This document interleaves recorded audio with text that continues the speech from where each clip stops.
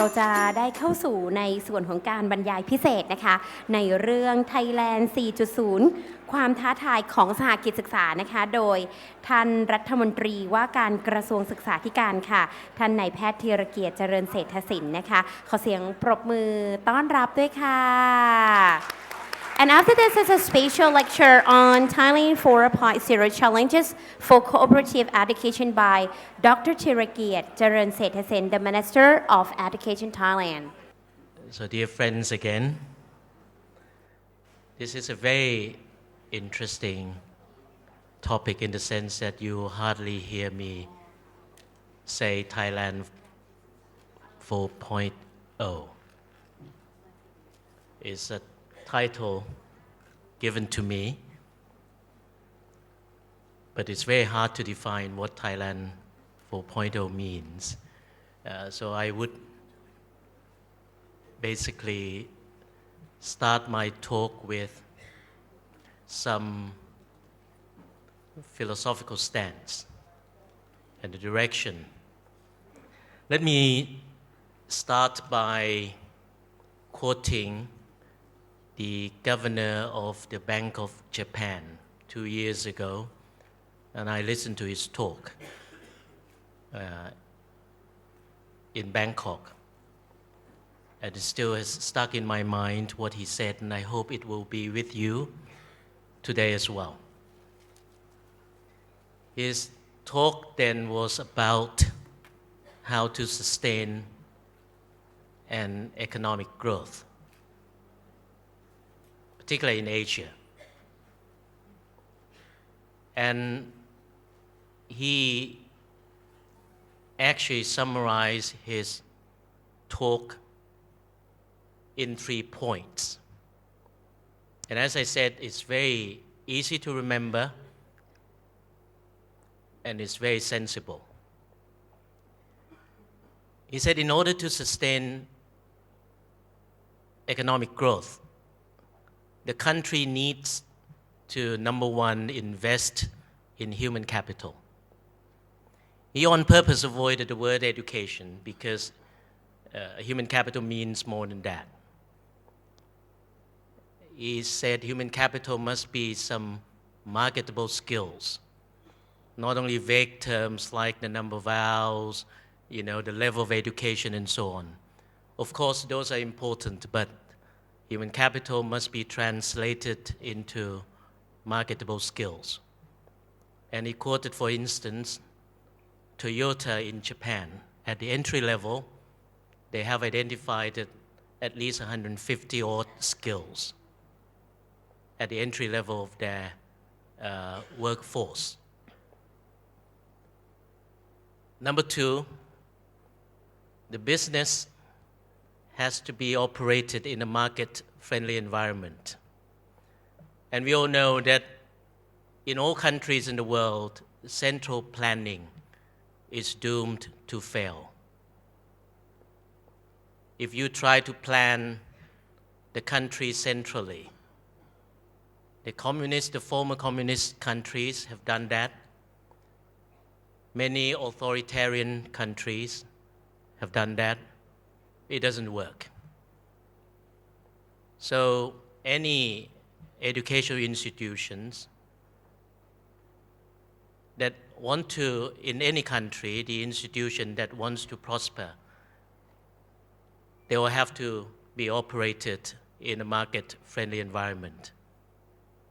And number 3 is robust or strong financial system of the country, the flow of the resources and so on. So it makes sense. So when we talk about human capital, then people often refer to education without realizing that there is a distinction between, can I have the first slide? About 50 years ago, our late king, King Rama IX, actually said very explicitly that there is a distinction between education and training. And if you are well versed in the field of education, you know that educators often expound on this, the distinction between education and training. And often we forget. And if you look back, the oldest universities, right from the first university in the world, the Bologna University and the Knoxbridge and so on, nearly 1,000 years, they all started with apprenticeship. We work with those who are well crafted, they know what they're doing. So, if you look at the two definitions of education, in fact, education comes from Latin words, and people are still debating whether it comes from E, which means out, and educare or educare. But basically, it means to bring out. To bring out what? To bring out the best in human beings, to bring out potentials. I'll leave it to educators to debate. But then another aspect of education, which is training, which involves guided practice grounded in subject knowledge and pedagogy. For instance, around the world, the Faculty of Education, which purports to produce teachers, but turn out to be that a majority of new teachers in the world, a majority, it's not only in Thailand, 60% of new graduates say that they don't know how to teach. They're not confident to teach because they may receive education from PhDs in assessment, in all kinds of theoretical background, but they hardly have real life practice enough to be competent or to feel confident. So I'm very glad, this morning I mentioned that work-related education is a necessity. It's not only desirable. I think in any planning for education, which in a subtle way must involve training, because if you talk about skills, so you may have seminars, you may have workshops, you may have lectures, supervisions,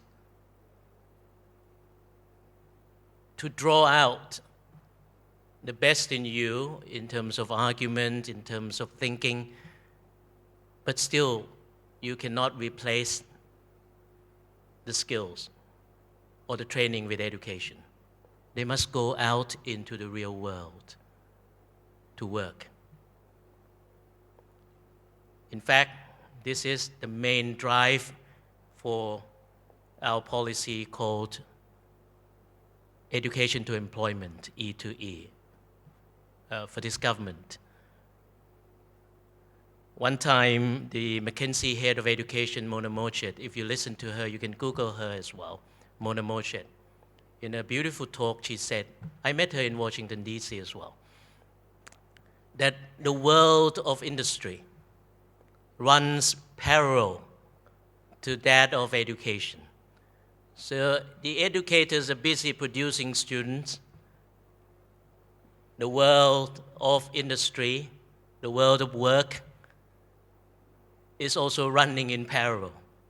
So oftentimes in fact not oftentimes, most of the times, we hear the corporates, the owners of business complain that nowadays the education systems do not produce students equipped or ready to work. They may be full of theoretical ideas, but they cannot work. So you may have heard the saying that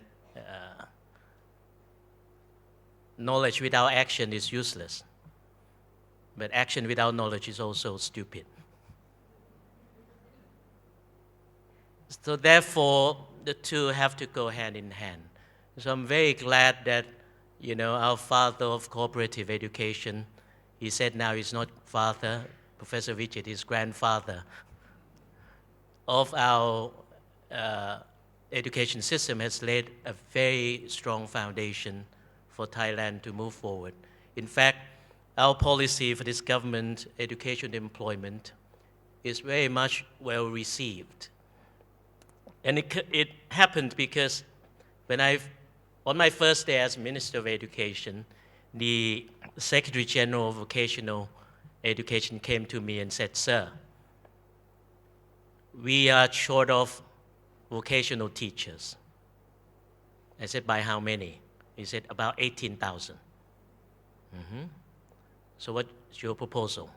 We need to produce more teachers. I said, "That will take 500 years. So what are you going to do?" I said, "I don't know, sir." I said, "You look around, the teachers are omnipresent. They're ubiquitous. They're around in factories, in industries. They are the real teachers. So let's turn factories into schools." And then that's for the first time in last summer in Thailand, I have asked 1,500 corporates to organize enhancement training or short training just to enhance the skills of those who graduate from vocational schools. About 80,000 signed up to these courses. And it was a big success, very well received. So I want this to happen at the university level as well. We doctors, when I have, in medical training, we have done that for centuries. In fact, there are lots of opportunities in Bangkok, in Thailand. Construction is going on for rail systems, for underground, for overground. Everywhere we're going to have a long-range rail system between Thailand and China and so on. So whenever you see hospitals, you always see medical students, teachers, residents, consultants everywhere. But when you see there's some big projects going on, how come that we do not see a lot of students there? We should see students there. Otherwise, there's lost opportunities. Why should we go and build a model which is not real for students to learn? But when there are opportunities in the real world. So that leads to, this is I learned from a very beautiful university in India who taught me this. In fact, I just want to go back to the old slide first. If you look at education, it's not only for living, but for life. Not only for cognition, but for character. Students now, they are busy wanting to earn a degree, wanting to have a job. Yes, it's true, they need a job, and they should have a job. That is for earning a living, to make a living, but life is also important as well. What sort of life you want to live in? A life that is happy, a life that is good. Is there such a thing called a good life? I think we need to inquire to this. Is it incumbent upon us to actually educate our students, not indoctrinate? I think people are confused. They think if we talk about how to live our life to our students, talk about ethics, it means that we are now indoctrinating, we are now putting into or brainwashing our students' heads. A life that is free of physical illnesses, a life that has good mental health, a life that has purpose. You can call it spiritual purpose, whatever. I mean, look at Mark Zuckerberg in his commencement day recently, when he talked about seeking purpose, not only seeking the job, but the purpose in your life. So universities, if they are, whether they are cooperative learning or whatever model, they have to maximize all the opportunities they have.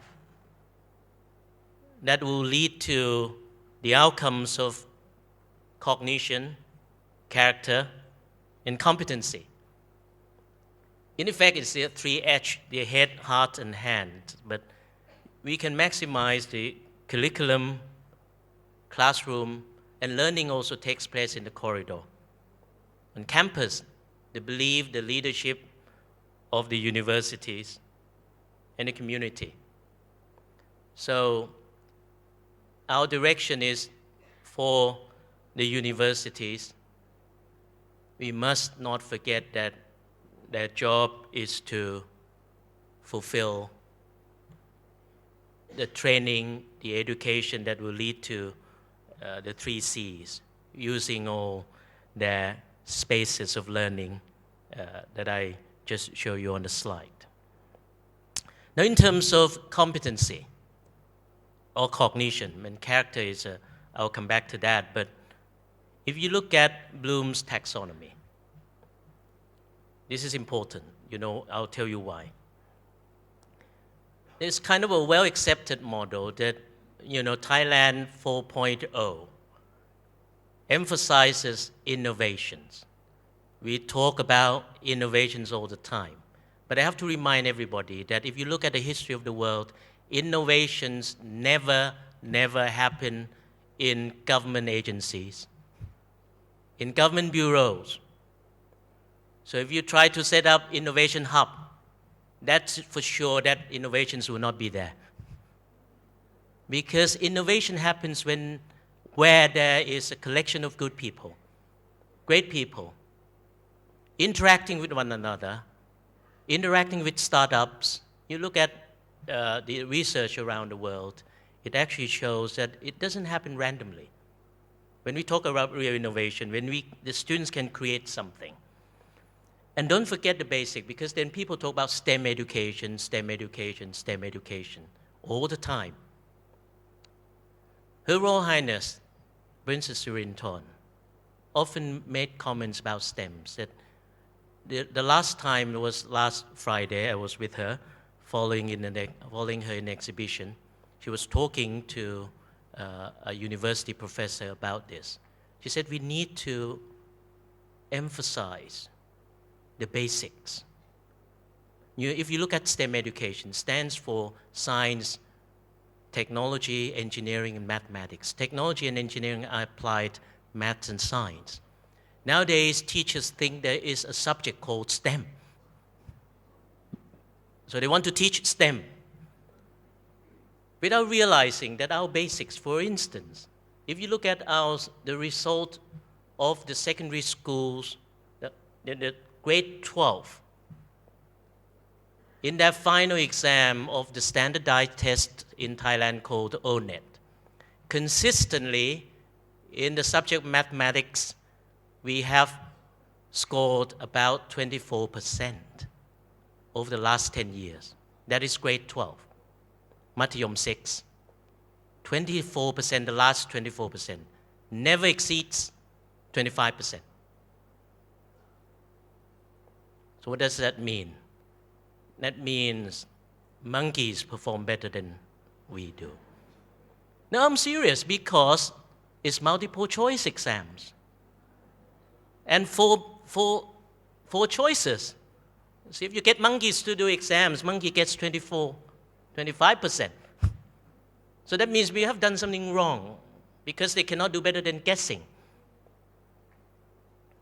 Now, look at Bloom taxonomy. Why is that so important? Because we are kidding ourselves when we talk about innovations or applying math and science. Because according to the hierarchy, before you can apply, you must be able to remember, recall the facts. And the second stage is to understand. The ability to describe comes before the ability to explain. So when you can describe and explain, then you can apply meaningfully. Otherwise, we're just copying things. And then the higher order cognition, analyzing, evaluating, and then creating. They all come naturally, stage by stage. And you cannot jump stage. Developmental psychology informs us that. So we have to be, in terms of education, when we plan, we have to make sure that the students get the right foundation. So I thought, maybe this is so simple, so basic, that nobody else may not think about it. But in fact, I was so happy when I read the book called The Age of Turbulence by Alan Greenspan, which is his biography. You should read this book, and then refer to, you just turn to the index and look at the entry called mathematics. Alan Greenspan was lamenting that if the students of the United States cannot grasp the basic concept of mathematics, simple addition, the operations, if they cannot do this, the country has no future. You cannot talk about innovations. You cannot talk about complex operations and stems and this and that. So that confirms that we need to go right back to basic.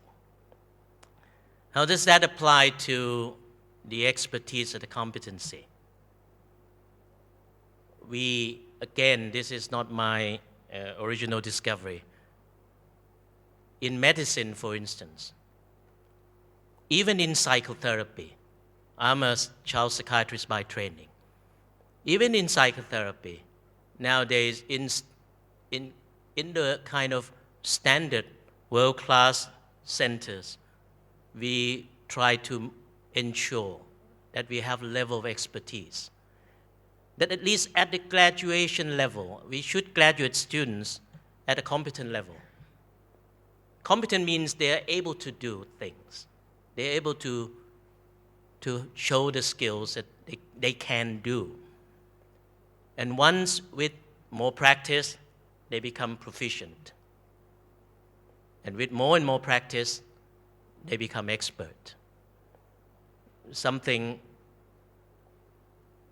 significant is in there. So when we plan our competency level, we need to think this through.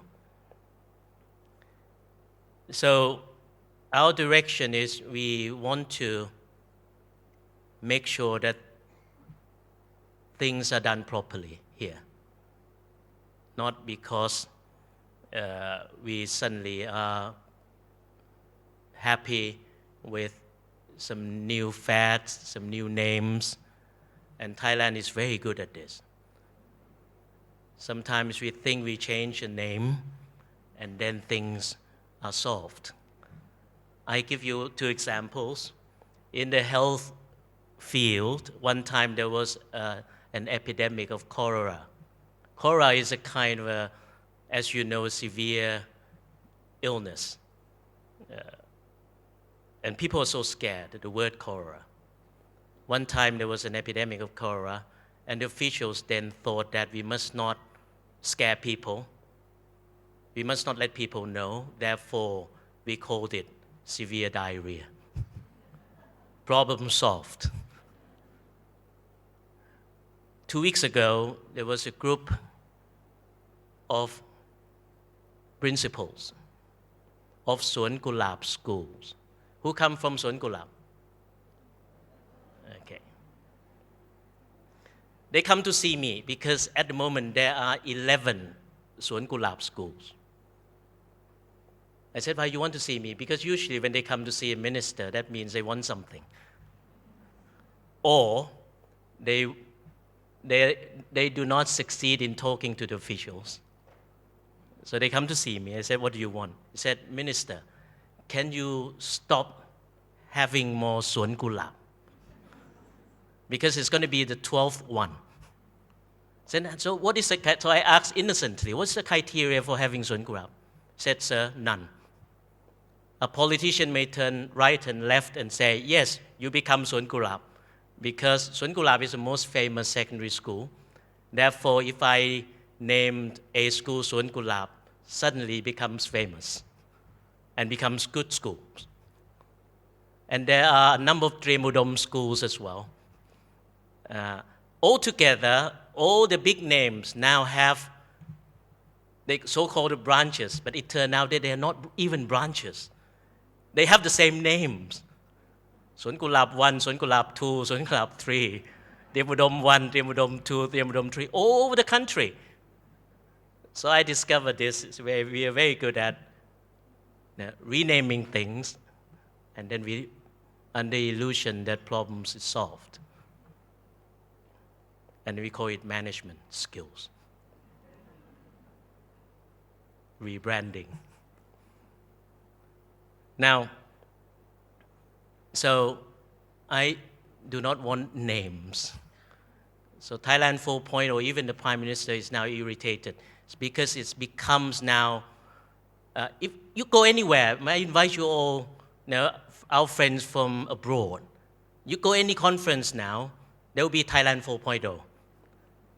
Even though you ask the organizer, what do you mean? I said, Thailand 4.0. I don't know, just 4.0. Something new.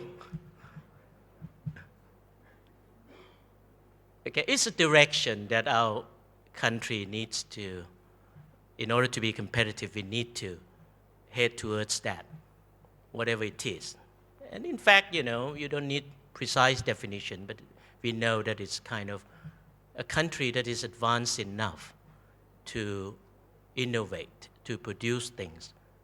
And I was glad I was talking to the Western digital people, because we share something very similar. If you look at, I've been talking to lots of business people, that whatever Thailand 4.0 means or what we want to do, we must look at our history. We cannot do all the S-curve industries without history. Look at your bodies. I look at mine. There's nothing in my body now that is covering me that is made in Thailand completely.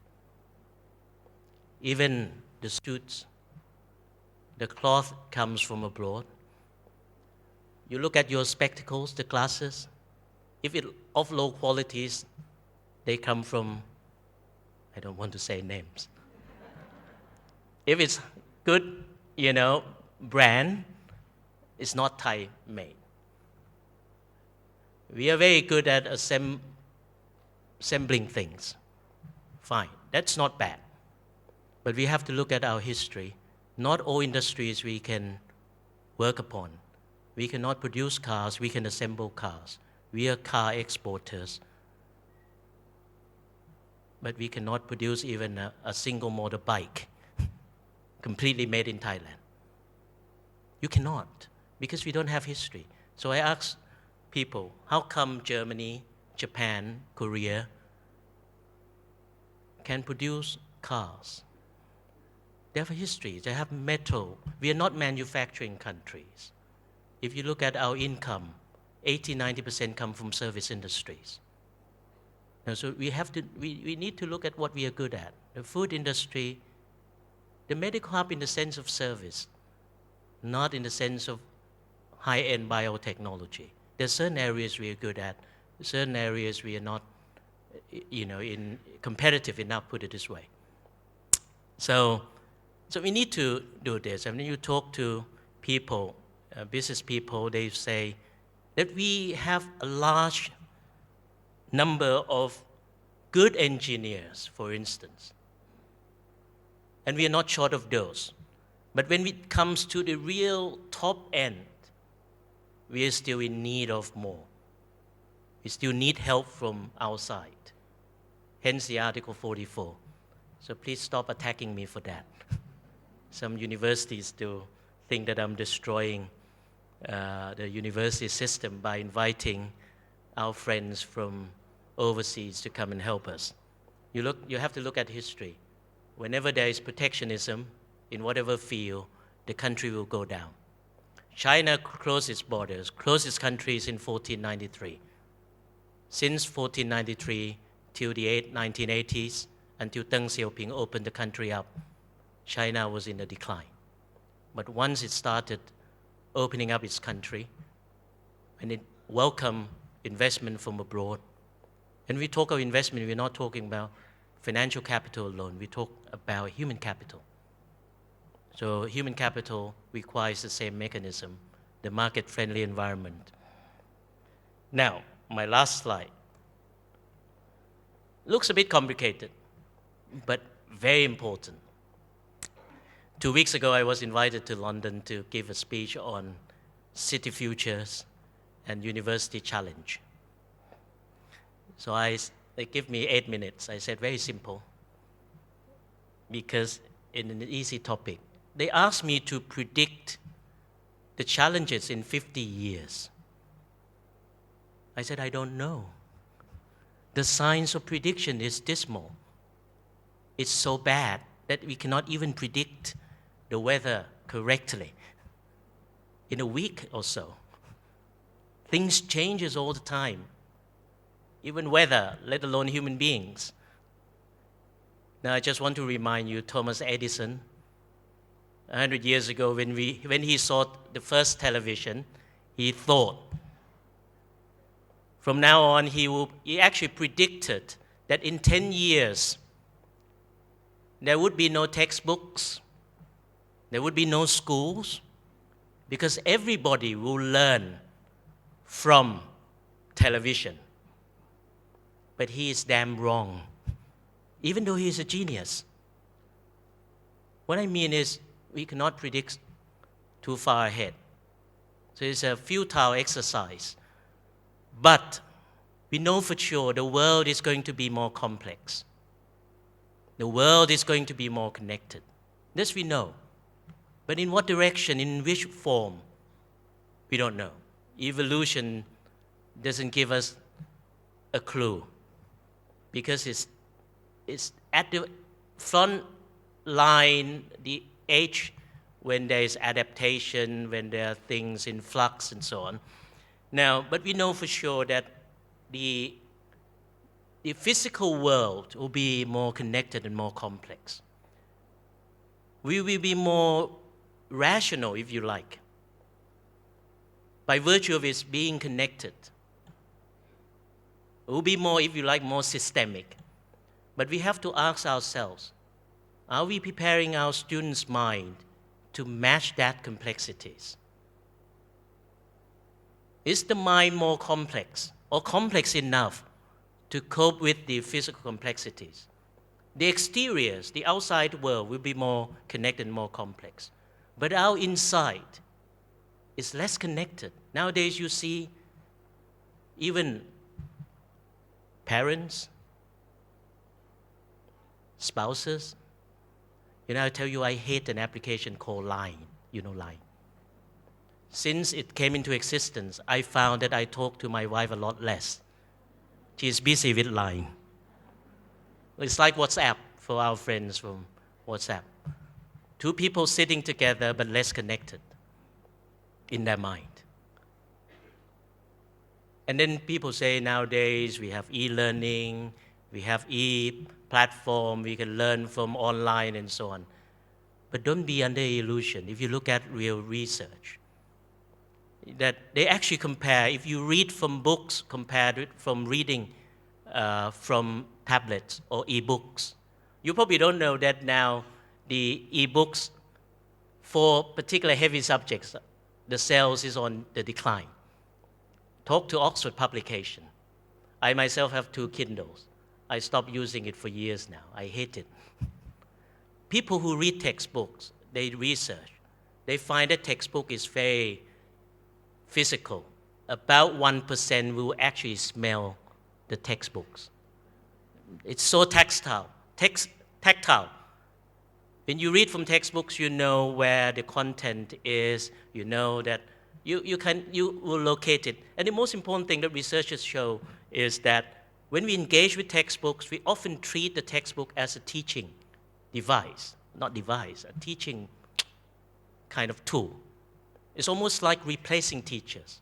But when you read from e-tablets, e-book, e-devices, often we engage the devices as storage devices. We often say, oh, we'll come back and Google it.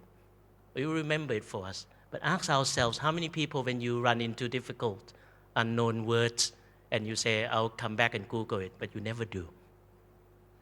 And the most important thing is, they find that particular for real serious subjects, students who study from tablets comprehend less and recall less as well.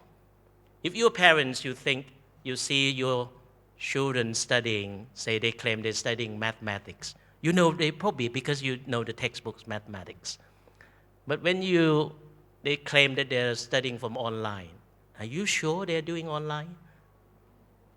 In fact, researchers go and investigate and find that most people who do online studies, almost all are distracted by surfing the internet, Facebooking, doing WhatsApp, Line, and so on. And then we blame our kids. They have learning disorder, LD. In fact, we have LD, line disorder. You see, so what I'm saying that we need to come back to basics. Are we developing our students' mind? Are we nurturing them to be able to cope? You can use all kinds of metaphors. Are we giving them immunity? Are we actually teaching them to adapt to the changes that are going to take place because it's the nature of the physical world? Now, I would end my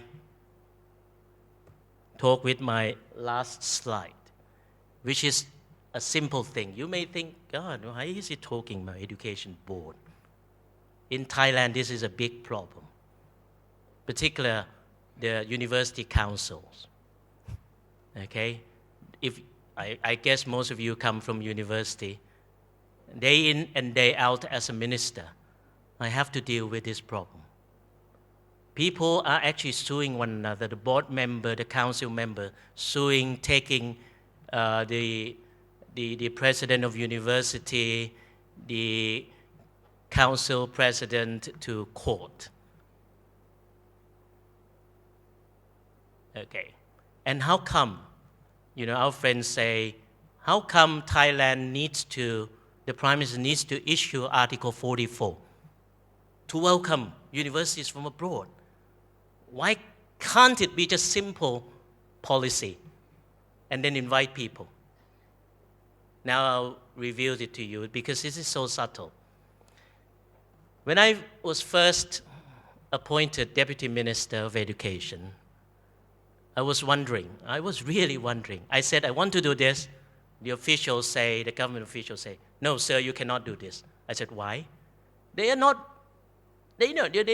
mean well, but they say, you cannot do this. I said, why? No rules, sir. Can I do this? No. No regulations, sir.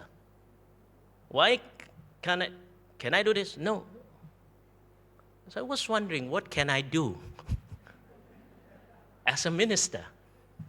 Because you think, as a private citizen, whatever you want to do, if it's not forbidden, if it's not prohibited, you should be able to do. Yes, you're nodding your head. In private life, yes. But in public administration in Thailand, public law, you cannot. Then I signed myself up. Then I studied public law very seriously. And I find that at least there are two systems of law or legal structure governing how we live together in the world. One is a common law system. The US, the UK, Australia, Singapore.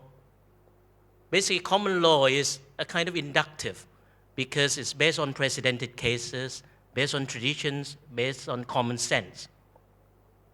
Okay? The other system, which date back in Thailand from the change from absolute monarchy to constitutional monarchy in 1935, because at the time, the political scene was dominated by French educated people. We adopted the civil law system. Civil law has two meanings. One is, how do we sue one another? The civil law.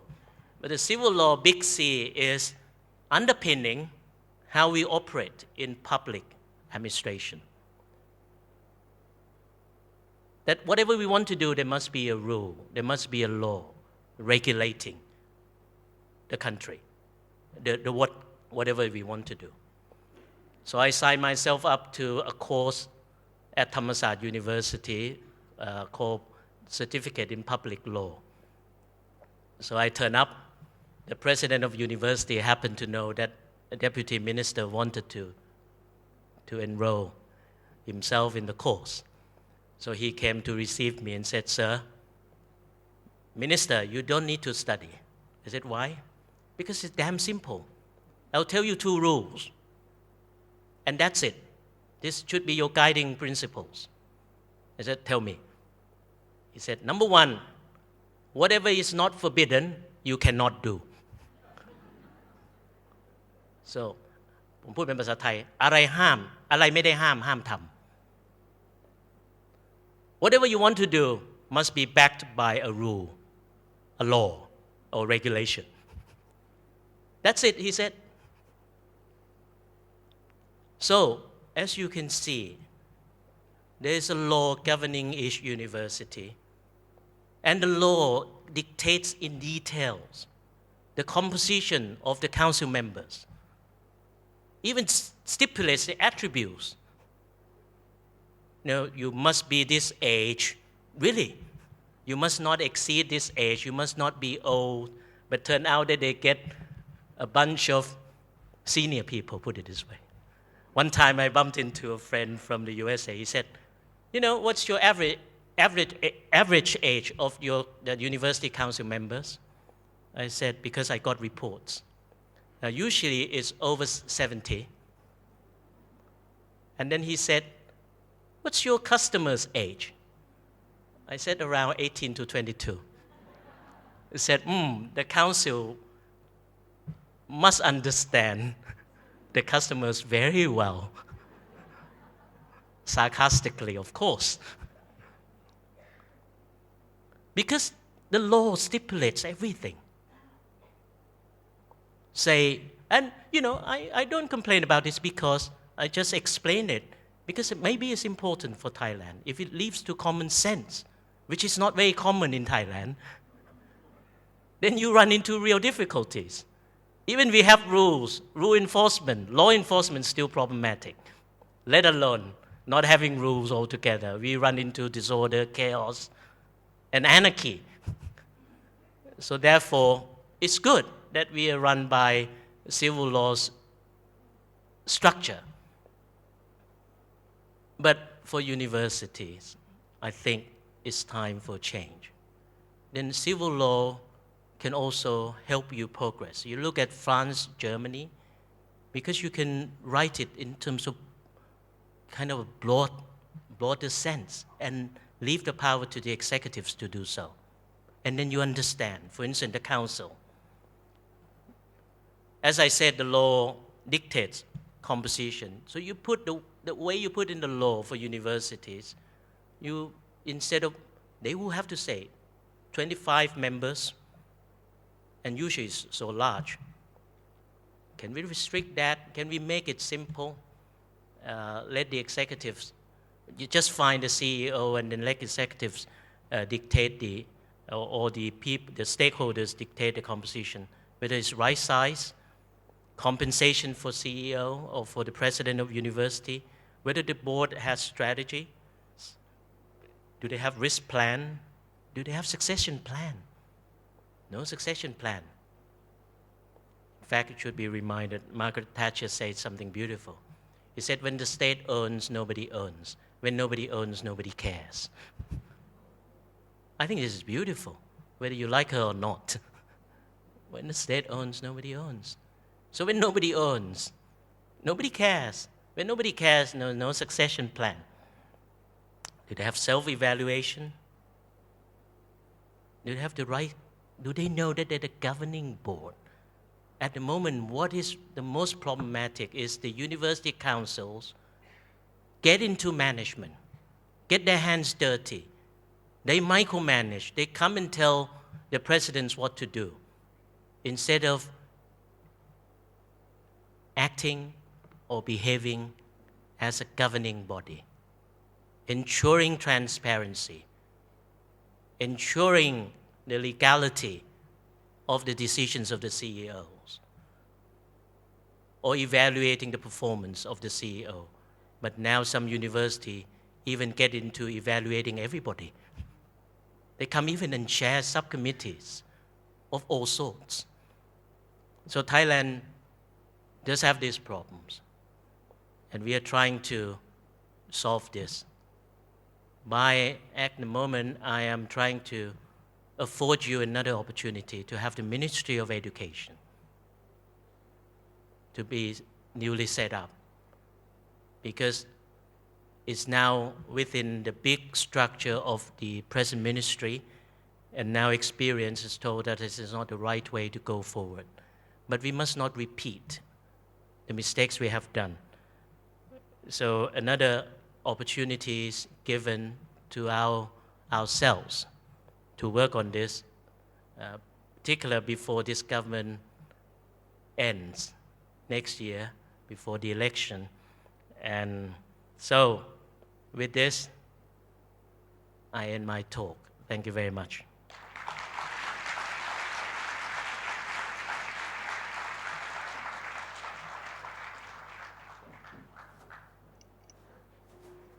Thank you very much for a special lecture on Thailand 4.0 Challenges for Cooperative Education by Dr. Thirakiat Charan Sethasena, Minister of Education Thailand. ครับผมในโอกาสนี้นะครับก่อนที่เราจะเริ่มการบรรยายพิเศษในช่วงต่อไปนะครับผมซึ่งเนื่องจากว่าท่าน guest speaker ท่านที่2นี้นะครับท่านมาจากแคนเบราออสเตรเลียนะครับในโอกาสนี้นะครับผมอยากเรียนเชิญท่านดร.สัมพันธ์ศิลปนาถนะครับขึ้นแนะนำ Professor Nick Crump นะครับว่าท่านนะครับวันนี้ท่านจะมาพูดเกี่ยวกับสาขาศึกษาด้านใดและท่านมีประวัติด้านไหนบ้างนะครับกับเรียนเชิญครับ So after this, Dr. Sampan Silapanat will give a brief introduction about Professor Nick Crump. Before I start to introduce the next speaker, let me start a few words in Thai. I think in the past 2 years, we have been talking a lot all over the Thailand about Thailand 4.0. Even the Minister of Education just referred a couple of times before. ผมเชื่อเหลือเกินว่าเราคุยเรื่อง Thailand 4.0 มามากมาย ผมมีเพื่อนมีพันธมิตรเป็นที่อยู่ในภาคการศึกษาอยู่ในมหาวิทยาลัยเราพบกับความท้าทายอย่างมากว่าเราจะเปลี่ยนแปลงอย่างไรที่จะรองรับ Thailand 4.0 ผมเชื่อเหลือเกินว่าใน next speaker will give some solution แล้วผมมีความภูมิใจมากว่าวันนี้เราเห็นทั้ง WACE คือสมาคมสากิจศึกษาโลกและก็สมาคมสากิจศึกษาไทยรวมทั้งสกอ.ได้จัดงานที่ยิ่งใหญ่ครั้งหนึ่งและพิสูจน์ได้เห็นว่า25 ปีของสากิจศึกษาไทยวันนี้เรามาไกลมากวันนี้มีดีลิเกตมาจาก18 ประเทศมาเรียนรู้มาแลกเปลี่ยนและทุกคนยอมรับว่าสากิจศึกษาไทยเป็นสากิจศึกษาที่ไม่ได้เป็นรองใครเลยบนโลกใบนี้นะครับ It is my great honor to introduce the next speaker, Professor Nick Crump. He is the Deputy Vice Chancellor in the University of Canberra in Australia. He also serves in the WACE Board of Directors, and just recently he just was selected to be the WACE Executive Committee also. He has authored the 2 books and 57 publications, and his topic today will talk about CWIE may still be the answers, but what is the question? So please help me to welcome Professor Nick Crump.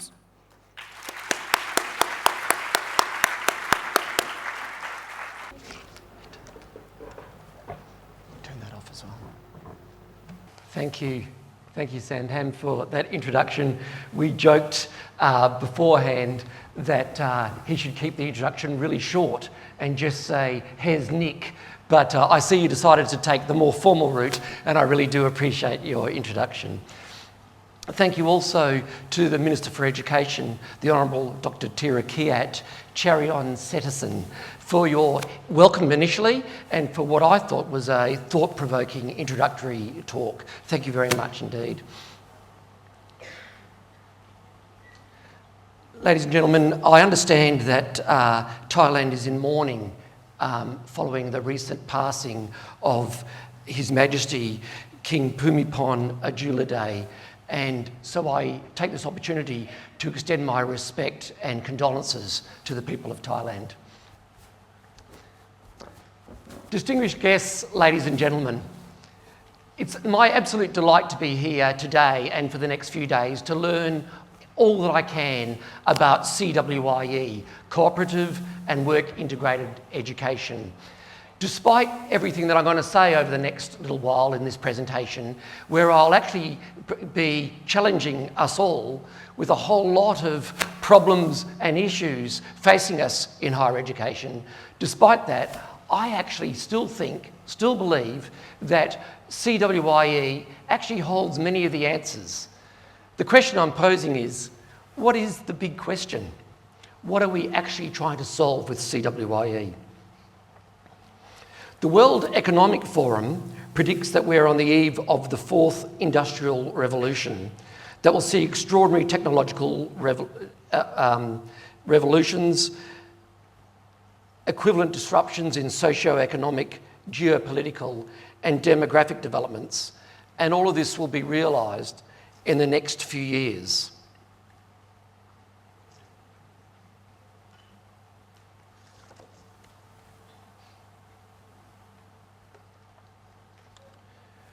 Frey, Osborne and Holmes and a number of other experts in this area, in several recent reports, as recently as this year, over the last couple of years, have analysed the future of employment, assessing the global job market, not just in Australia or the US, but around the world.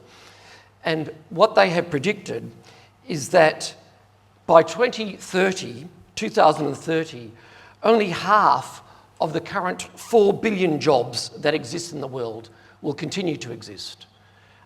4 billion jobs currently. Well, that was the first bit of news to me. That's a lot of jobs. And about half of them will no longer exist. Now, that doesn't mean that there'll be half as many jobs.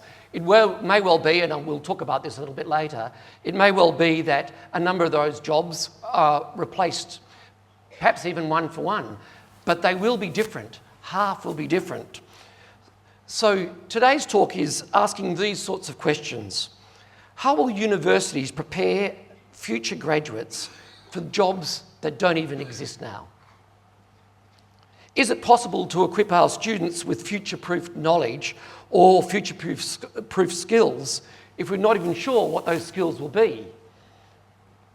Is it even relevant, and I was told to be controversial, so please forgive me, is it even relevant to place a student in a workplace experience if it is nothing like it's going to be after their graduation?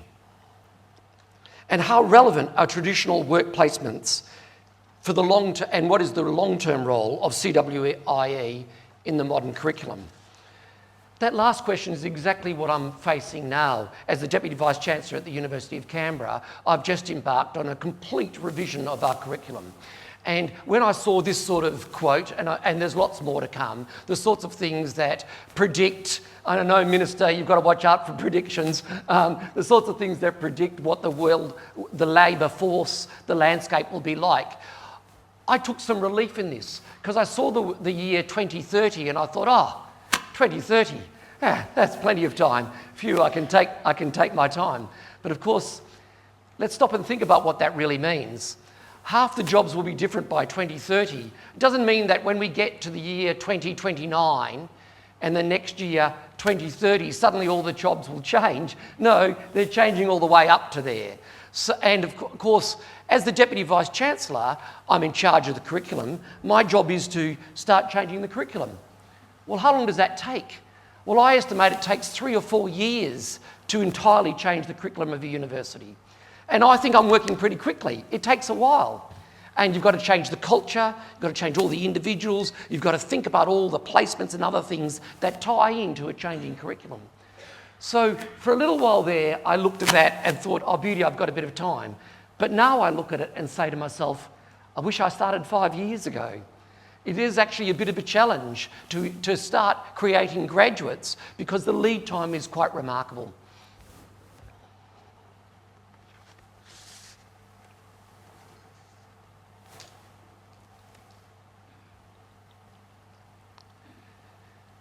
The World Economic Forum panel discussion, and this was held just earlier this year, so it's very, very recent data, produced a report called Decoding the Future of Work. And there, some of the take-home messages are quite remarkable. Unlike perhaps some of us, the messages are that our graduates over the next few years will not just be holding 10 jobs throughout their lifetime, they'll be holding 10 to 12 jobs at the same time. So what we've got to be thinking about is a shift from what we traditionally think about a life, a graduate's life. They spend perhaps 15, 20 years in education and then 30 or 40 years in employment. And what we've actually got to be thinking about is actually their education starts building in and thinking about their employment at a very early age, certainly at the very first day when they hit a university, if not before, and that they'll actually be required to be retraining over and over and over again, ready for those new jobs, part-time jobs, piecing jobs together. So that's what the sorts of predictions of the changing labour force is like.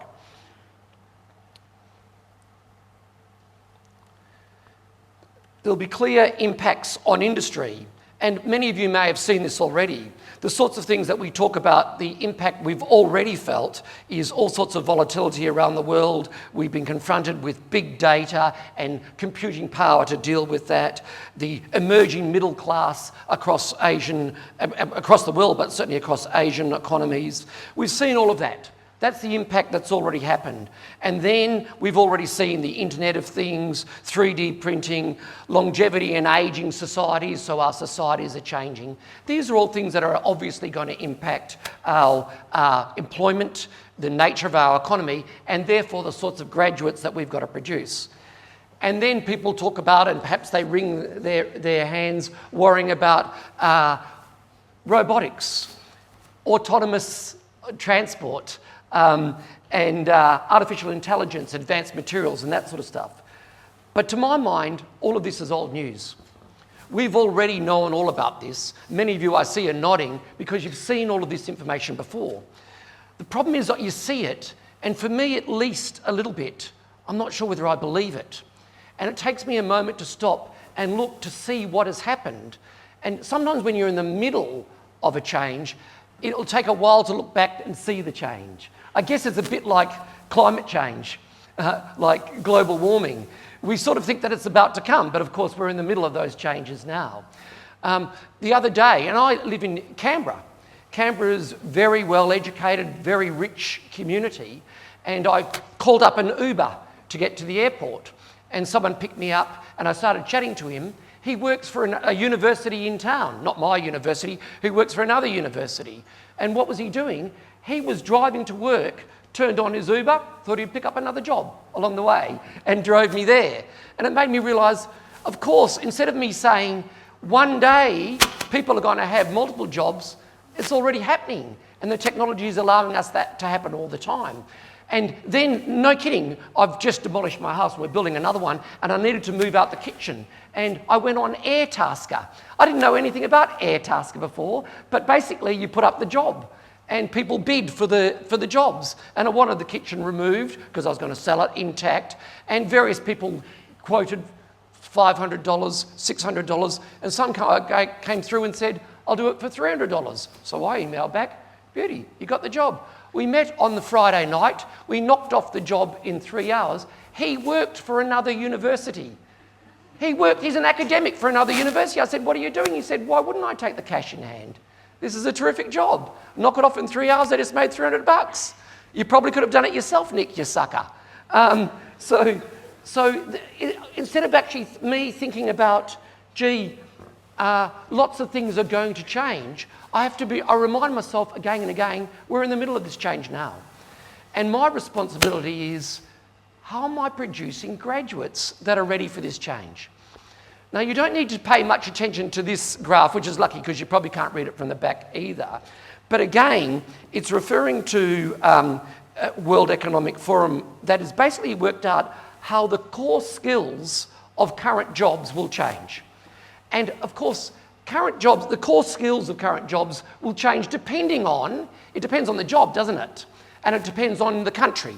But taking that all into account, about 35% of our core skills in any given job, the average, 35% will change. So let me put it another way. More than a third of the skills and knowledge that you need for our current jobs will change in the next few years. More than a third. So we worry at universities, and I'm sure you do around the world, we worry about what we're teaching our students and are they ready for that job, when actually, even in the time it may well take for them to graduate, to start and graduate, the sorts of skills they need are changing on us already. Now, I know that some of you are already nodding, going, I've got some answers for this, and there are some answers. And the good news is, despite me presenting lots of confronting news here, is that CWIE probably holds lots of the keys to this problem. But let's not ignore the problem. The problem is, if I am still stuck with a curriculum that tries to teach everything in 3 years and produce a graduate that knew absolutely, and had to remember stuff and could recall stuff and sit exams, and they can come out and they're ready for that degree, that profession changed while they were studying. And don't I have a responsibility to produce graduates that are actually ready for this new world, ready for this changing labour force? So I think this is old news anyway as well. And then there's more technology more generally. In a recent article, Professor Elizabeth Dwoskin, analysing US data called Forrester data, said that by 2025, so this is in the US, 12.7 million new jobs in the US will involve building robots or automation software, and all of this by 2019, more than 1/3 of the workforce will work side by side with such technologies. 2019. Whew. Okay, that only gives us a couple of years. So that's getting exciting. Let's have a look at more detail of some of this technology, if I may. According to Frey and Osborne and various other studies coming out in the last couple of years, 47% of existing jobs in the US will be automated or otherwise made redundant by 2030. Obviously, this will depend on the type of industry and the location of where you live in the world, but particularly transport and logistics are threatened by autonomous vehicles. What will road transport be like for the trucking industry, for example? Office administration and clerical support will be particularly affected by big data and the rise of machine learning, and we've already got that with lots of virtual assistants. And then manufacturing and service industries will be threatened by increasing robotics. And if you haven't seen it already, you should have a look on YouTube at Amazon Kiva robots. K-I-V-A, Kiva robots. It is quite remarkable. And these are things that are not just happening or will happen, it's happened already. So there's just a few industries.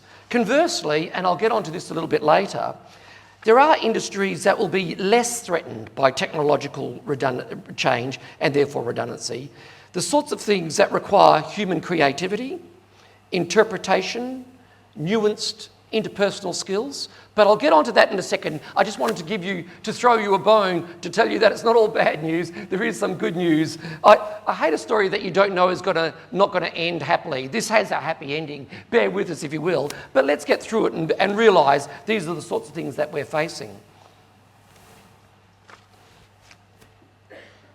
When a panel of experts were pulled together in, I think it was January this year, and asked, will there really be a significant impact on our workforce because of technology.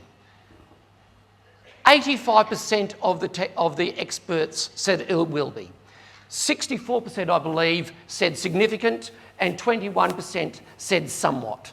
These people, even if we don't believe all predictions, these people pretty well know what's going on when it comes to the labour force, current changes and real changes.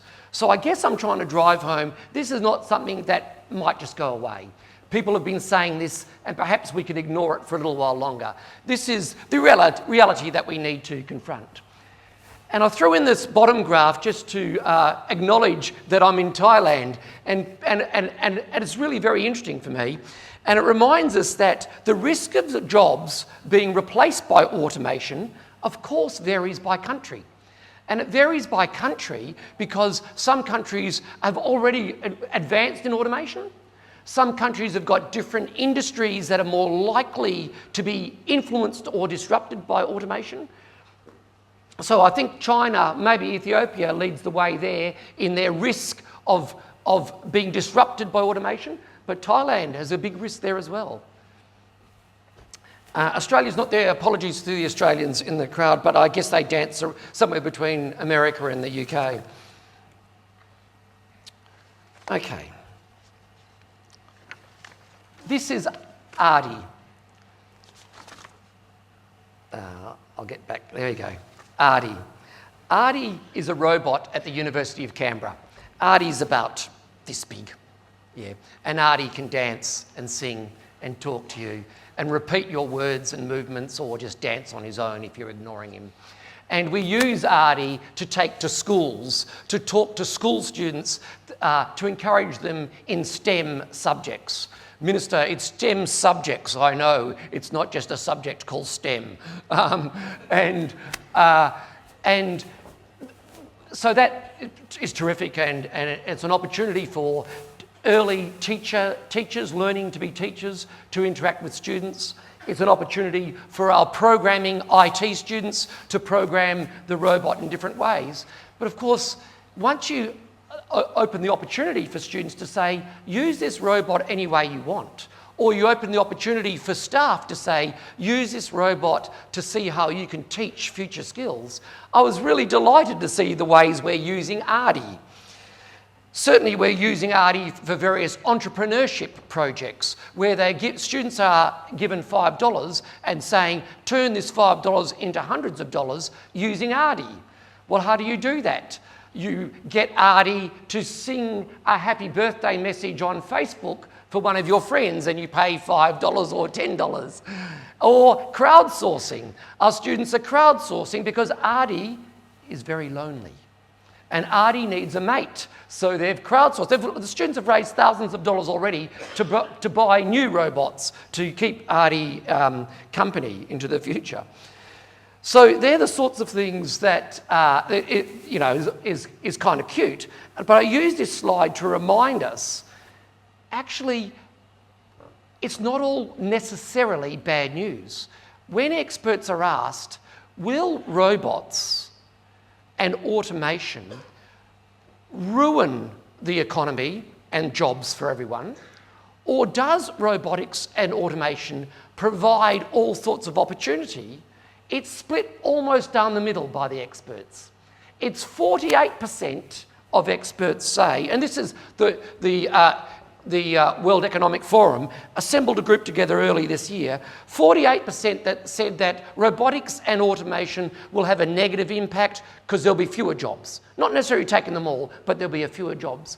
52% of the experts said actually it'll be a positive effect on economy with all sorts of other opportunities, job-wise, more highly skilled jobs as well. So it is interesting. Instead of actually looking at this and saying, it's a change, oh no, a change, we don't like it, we're scared. Instead of that, actually, it's divided, but either way, it's a reality. So how are we preparing our students and our graduates for this sort of future?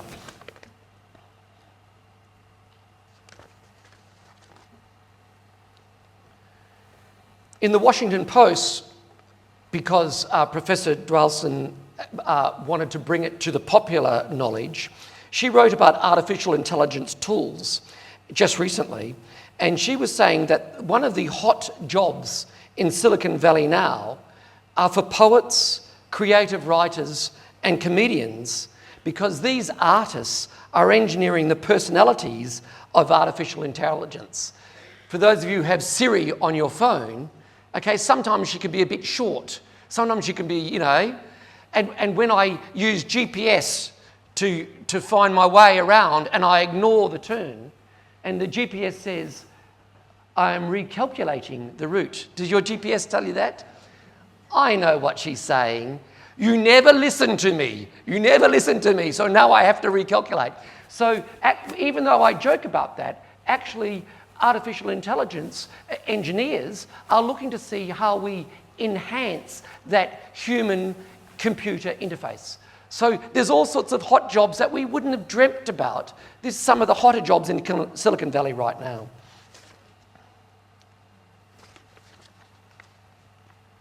Right. So there are all the challenges, and there's a few more to come. And I thought I would then now start talking about, focusing on what the talk is mostly about. How do we prepare graduates for the future under these sorts of conditions? In a report that's come out, now this is Australia, this report. The report, 2016, just at the end of last year, and the report is called The New Work Mindset. And basically what they did was, in this analysis, they looked at 2.7 million job advertisements, recent job advertisements. 2.7 million jobs in Australia over the last couple of years, and they pulled all the selection criteria and based background knowledge on what were the core attributes and skills required of those jobs. 2.7 million is a really big database. It turns out in Australia that there are 1,000 different types of jobs, 1,000. Are you surprised at that? I had no idea how many different types of jobs there might be in a country, but it turns out there was 1,000 in Australia. 1,000 different types of jobs. And they looked at 2.7 million ads for different jobs over the last few years, crunched it all, and had a look to see what are the skills that these jobs are demanding. You'll be very, very pleased to know,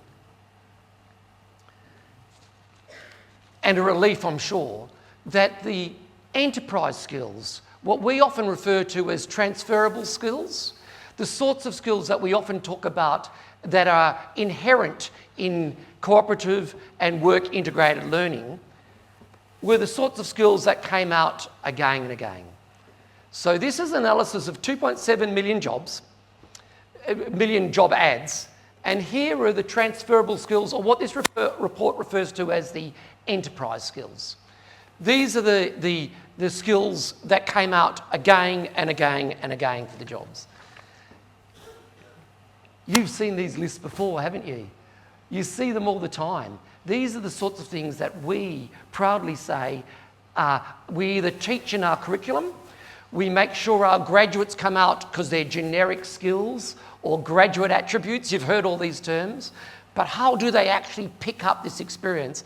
They pick up a lot in work integrated learning. These are the sorts of skills that we can be really proud of being able to teach in work integrated learning. And more specifically for me, I'm not sure how else you teach it really well, these sorts of skills. So I was relieved to see that coming through again and again. Interesting as well, this report then tracked the success of various people in various careers, and they found that the stronger these enterprise skills were in individuals, the more successful their career was. They might have swapped jobs lots of times, but they had more successful careers if they were stronger in these enterprise skills. So we're on the right path. I don't think we're doing a lot wrong. We're actually using CWIE in a very good way. These are really good ways of teaching. But the workforce is changing. And I think it would be wrong to sit back on our laurels and say, oh well, if all of these transferable skills are the sorts of things we need, we've got it in our curriculum, job's done. We don't have to do any more. But actually, the job isn't done because we've still got to acknowledge how different the sorts of workforce will be. Here is Australian data again, and basically, if you follow the full-time and part-time men and women, what you see from there is that full-time job creation has stagnated.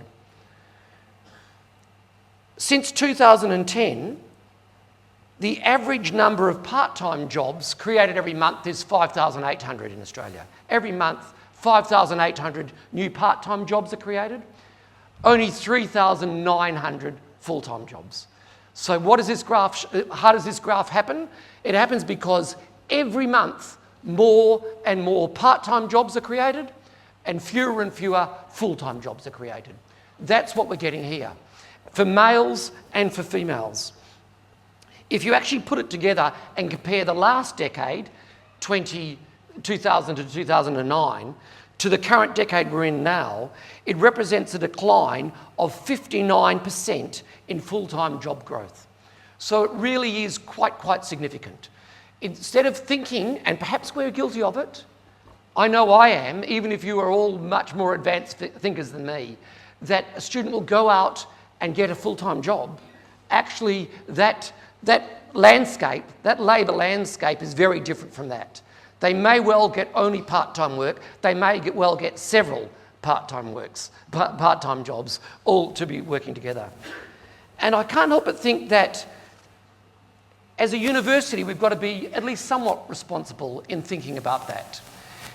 How does that influence the sorts of graduates we produce?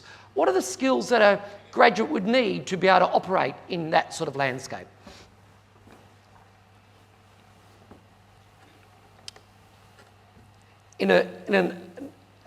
This is an analysis of the Australian Bureau of Statistics. So I apologise again, it's the Australian economy. And they have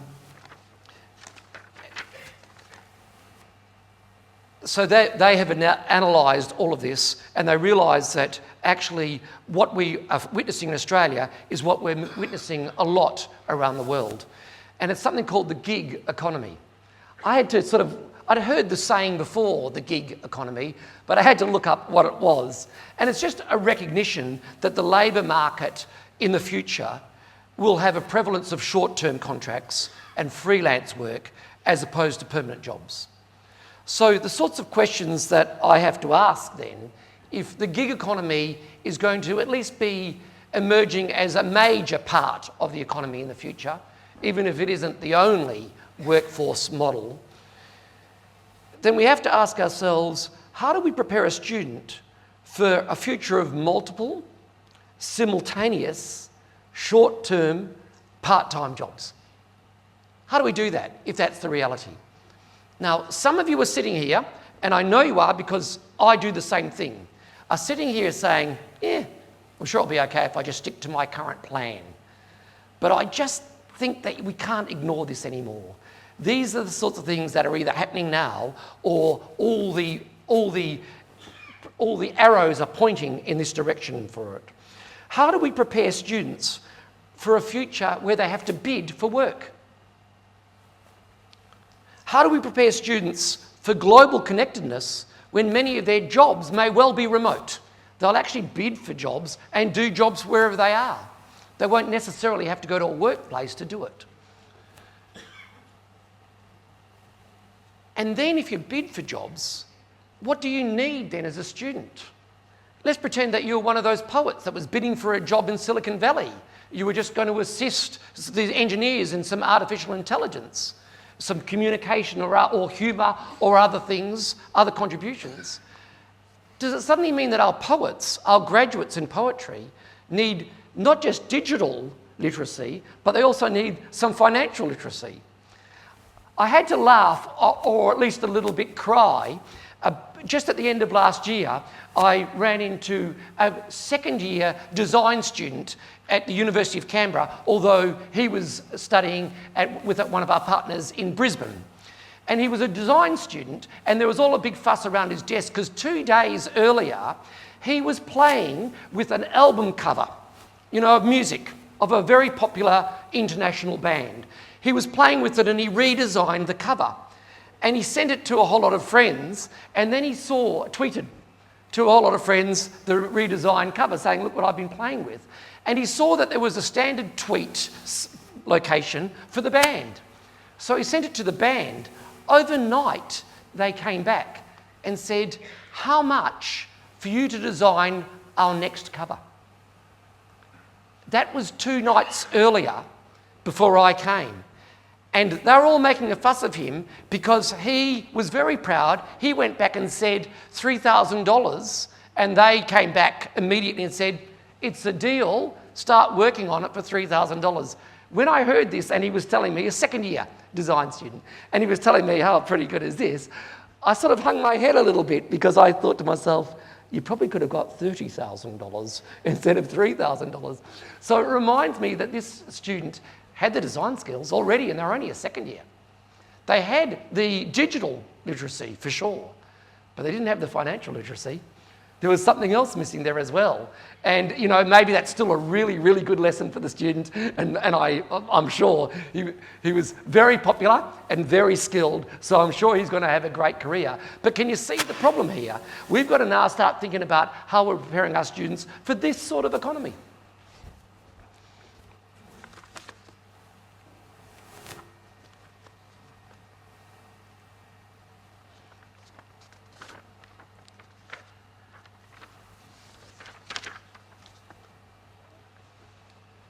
The good news is that a whole lot of the enterprise skills that I've been referring to, a whole lot of the experiences that I think our students need to accumulate either by graduation or very, very soon afterwards, I think one way or another are locked up in a really good design of cooperative or work integrated education.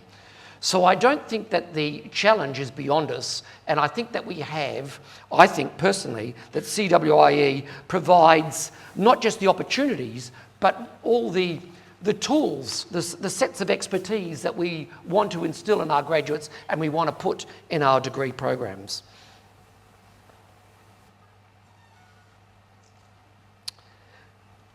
CWIE encompasses different forms of experiential learning.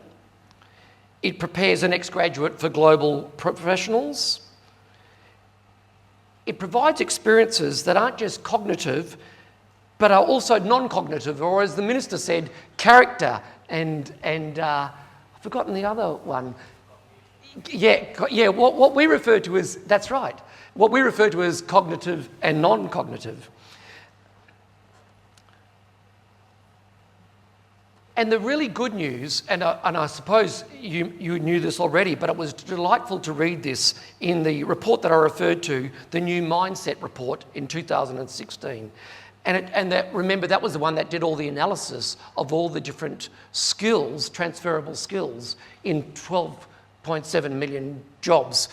And what they found was actually once a student studies and has experience in one job, it provides the skills and experience for 13 new jobs. So actually, shall I say that again?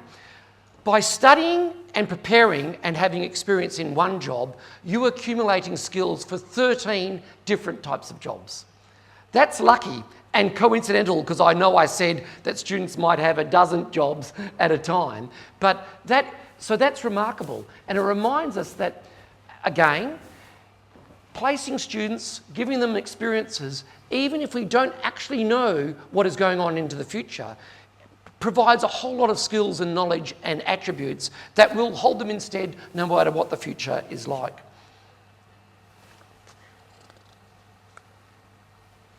So to summarise, before I get on to what we're doing at the University of Canberra, half the jobs we currently know will be gone in around a decade. There'll be new jobs for sure, but we don't know exactly what they'll be, and we don't know what skills will be required for those jobs. Our future graduates will be maybe competing globally for more temporary, remote, part-time work, and they'll hold many jobs at once. The labour landscape will continue to change, so this is not just something that's going to change and it'll be fixed. It'll continue to change such that our graduates will have to continually update their knowledge and their skills. And here's the trick, they'll have to be able to advertise or market themselves in a gig economy so they can still be attracting these jobs. They'll have to be able to market themselves. So I pulled all of this together when I faced the problem of what we're going to do at the University of Canberra. The University of Canberra has pretty similar commitments to our students and graduates, as many universities do. I was surprised that the marketing department came up with think tomorrow, do today. They didn't ask me about that tagline. I think it works, but isn't it pretty similar to lots of other universities around the world? The taglines are often not very different. When I first saw that a few days ago, I hadn't been to the website for a while, and I saw this think today, tomorrow, do today, and I thought it was a secret message from my Vice-Chancellor that I should have already done all of this curriculum renewal by now. And maybe it was, but the problem is it can take a few years to turn around a university's curriculum. You can change a course quite quickly, but you have to change the culture, the commitment, the nature of the placements, the structure of the courses. It can take a while. It's a lot of work. And you won't be surprised that our university, like many universities, claim that we'll produce graduates that are job ready, so for their first job at least, that they're career ready wherever their career takes them, although I have to say it may well be more than one career. It depends on whether you think a career is one discipline or several disciplines or several jobs. And life ready, and more I see a lot of papers in the presentations here this week are talking about producing graduates that are life ready. And I think universities are taking on at least those words, even if the universities are scratching their heads saying, what does that actually mean when it comes to doing the teaching? So let's have a look at curriculum first, and then will and other bits in the University of Canberra. I have to say that I'm somewhat hesitant to talk about what the University of Canberra is doing when in the audience are such serious heavy hitters in cooperative work and work integrated education, like from the University of Waterloo, Cincinnati and various other groups. But bear with me, because I've basically borrowed all your best ideas as best I could and seen how I could put it together in a curriculum. And I hope it is useful for some people, even if you all just nod your heads and say, yep, we already do it. So in a redesign of a curriculum, I'm talking typically of a 3-year degree, although some are 4 and longer years. And one of the first things I have to admit is that we made it actually quite difficult for students to do 2 degrees, what we call double degrees. They had to negotiate what credit they'd get out of one and do the other, and that's ridiculous, because more and more the jobs will be in the interface. You're the business designer, the design student that actually can run a business in design by making album covers for bands around the world. I don't know. But can you see how they'll need different skills? So I redesigned a curriculum so you could easily do double what we call horizontal degrees. Okay, that makes a bit of sense. And then I realised also that we needed a curriculum that allowed you to get even more expertise very quickly. So go straight into a master's and get a lot of detail about a particular one. I won't go into the details, but we structured it so we have horizontal degrees, 2 degrees, and vertical degrees, master's and undergrad. And we've just cleaned that up so it's a whole lot easier. We've got embedded digital and financial literacies. We have enhanced non-cognitive skills, but I'll tell you about that and how we're using CWIE. And along the way, we realised that we couldn't fit it all into our degrees. Isn't that the same problem that you all face? And so we are making sure that, like many universities, we have the opportunity for students to pick up all the badges, all the extracurricular activities, maybe some things they do online, maybe some volunteering, some experiences, some short courses, some other badges, and they can pick up all of those along the way. Now, many universities do that, and we had quite a few already, and the students weren't picking them up. Because why would a student necessarily know that they need to be getting their curriculum vitae, their experience together, for a world that actually they might jump from job to job or have several jobs at once? So then a major part of our curriculum then, or our redesign of our curriculum, was to stop and say, okay, where does work integrated learning fit in here? And we have taken out of everyone's degrees 4 subjects. There's 24 subjects in a 3-year degree. 24. And we've dedicated 4 of them to work integrated learning. There may be more, but at least 4. So centrally, I'm imposing this on all the faculties. And it goes like this. First semester, first year, all students do a common subject. And it's about planning their few years with the university and planning their career. Now, I know that what they plan in first year is going to be very different to what it will be like when they graduate. But let's start off with the front foot. And it allows students to start thinking immediately about how they are going to market themselves.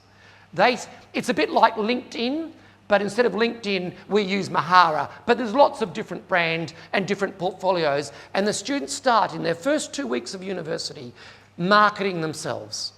What's the sort of career I'm thinking about?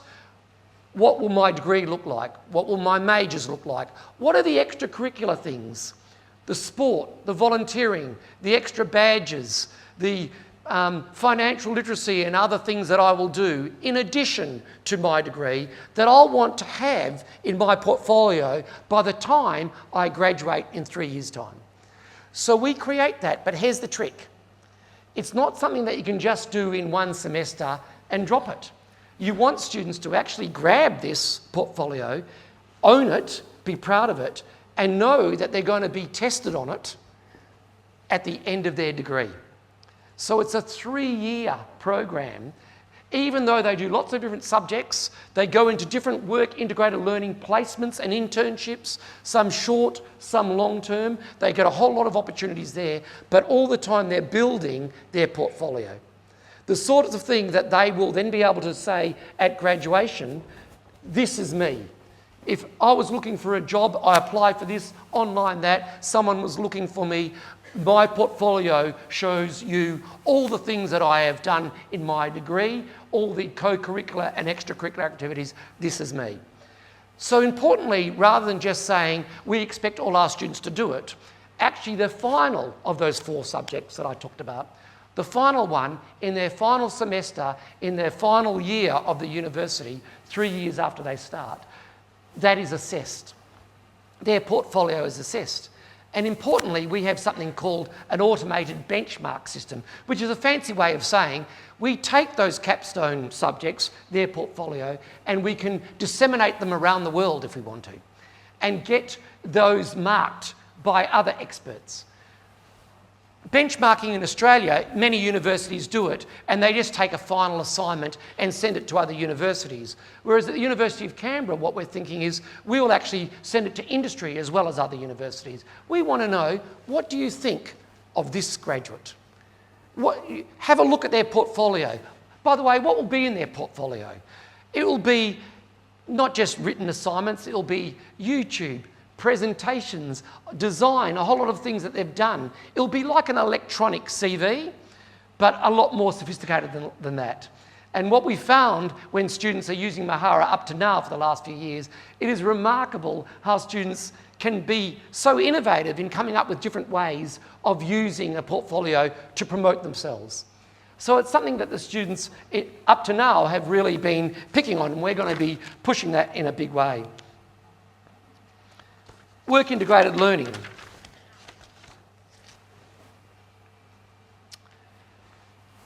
Traditionally, we have pursued the long-term internships. And this might be a little bit my fault, but I've always assumed that a long-term placement of a few months was better than a placement of a couple of weeks. And a bit of me still thinks that maybe that's still a little bit true, but I think that we've got to be prepared to mix it up. Many jobs will be short-term jobs for our graduates. It might be highly paid. He could have got $10,000, I think, for that album cover. It might be highly paid, but it might be short-term. So I think I'm going to now relax at the University of Canberra and make sure that our students have a mix of longer-term placements and short-term placements, projects and other things. And that each one of those, they capture in their portfolio as part of the experience, but as part of their marketing who they are. There's all sorts of other things going on in the University of Canberra, and I invite the whole lot of you to come and visit us in Canberra whenever you're next in Canberra. The university is transforming its campus, rebuild. It's got a hospital being built on campus, innovation hub, various other things going on. And we've got a few rules. A few of the rules are any short-term job, 6 months or less, has to be offered to a student first. Any jobs going on campus. Could be labouring jobs, could be data entry jobs, could be showing around some dignitaries. So that's the rule. And over the last few months, a couple of hundred students have been employed by the university. So instead of just saying, hey, this is important, now off you go, the university is starting to think, how do we actually make this happen? Meanwhile, the government, as I mentioned, is building a hospital. We're negotiating a cancer care facility. We've got some innovation groups coming, incubation hubs coming. All of these people that come and are placed on our campus, the deal is not just money. The deal is that they have to employ students and they have to think about employing graduates, not just in the construction of all of these facilities, but in the ongoing work as well. So we're trying more and more, and there's all sorts of innovation hubs and other things I won't tell you about. We're trying more and more to be thinking of the university as a partner for students. And here is almost my last slide. But it's important to me, this one, because it's easy to think that if you just check the data and alter your curriculum a little bit, then maybe that will be enough. But I came to the conclusion that actually we, as a university, will have to change a lot ourselves. It isn't just about the curriculum. I think the university has to change its mindset, my university at least, and this is what we're doing. We're changing our mindset. Instead of saying the student comes in, we give them all the knowledge, we facilitate their learning, maybe with some cooperative work integrated education, and we send them out. And the next, please, next, yes, come on, hurry up, next. No, we actually are just trying to create a situation where the University of Canberra is a lifetime partner of the student. It's easy to say. I've read that in some other websites of other universities. Gee, it's hard to do. What does a lifetime partner actually mean? What would a university look like if we said, when a student comes in, you stick with us and we will stick with you. We'll be a lifetime partner. It does a few things. It recognises that these students will have to upskill again and again and again. It recognises that they'll need access to this expertise. So what we plan to, let's start off with the career planning. We make sure that the students actually walk out with an ability, not only a portfolio that is working for them right away, but an ability to be upgrading it all the time. So they're proud of the portfolio they've created and all the experiences and all the learning outcomes that they demonstrate in that portfolio. As I've already mentioned, the university is a commitment to make sure that we employ students wherever we can, but many universities do that as well.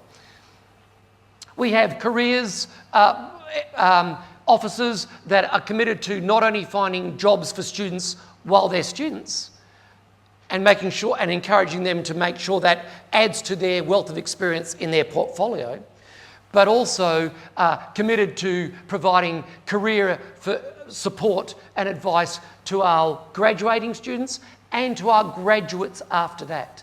That's a tough one. Graduate guarantee.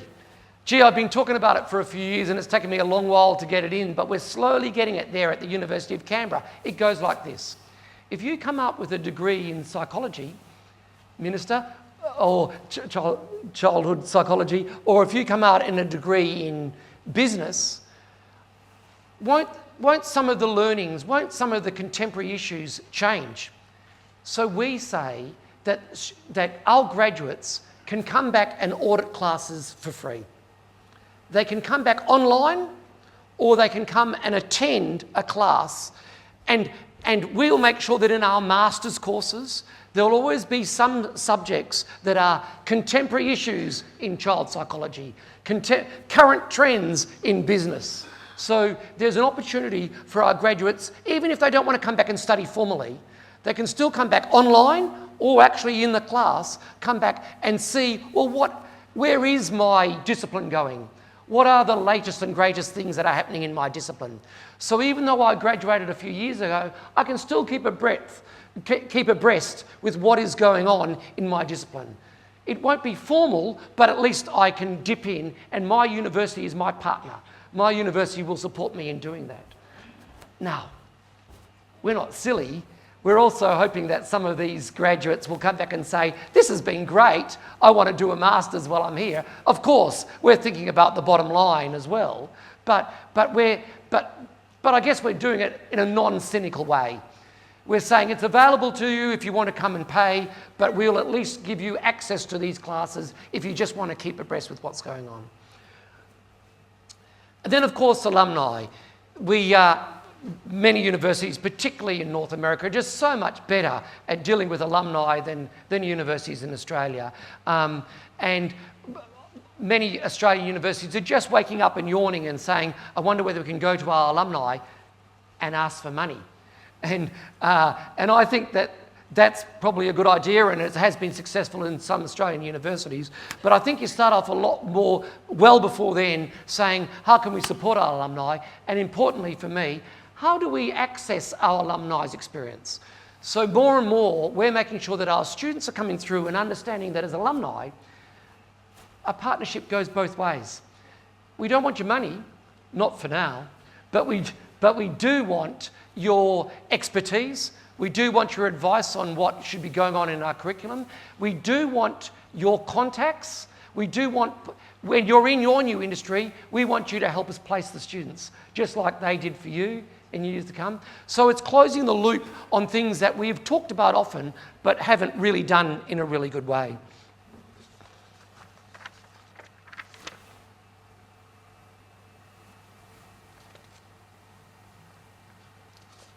And so to the question. At the international level, many of you who are on the board will know that WACE has been considering its role given the rapid changes in the workforce and technology. Not just at that international level, but the national bodies in Australia and around the world have been, and even the government of Australia specifically, have been recognising the challenges posed by such a dynamically changing future workforce and the technology implications of all of that. I believe, and I think that all of you would agree because you're here at this conference, that CWIE offers an extremely effective set of tools despite the changing nature of work.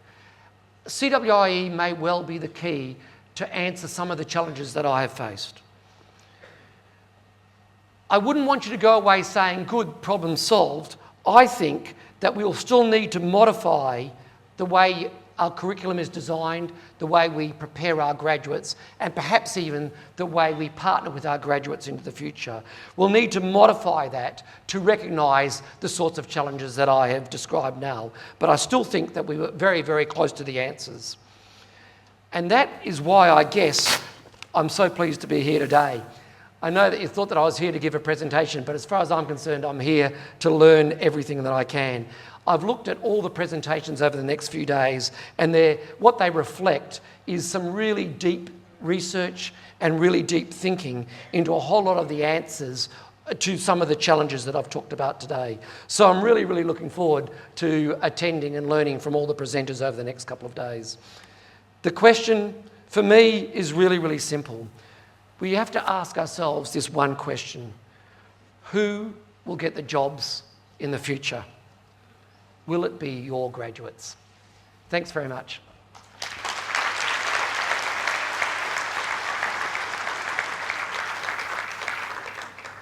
Thank you so much, Dr. Nick Crum, for a very fruitful presentation today. Thank you so much.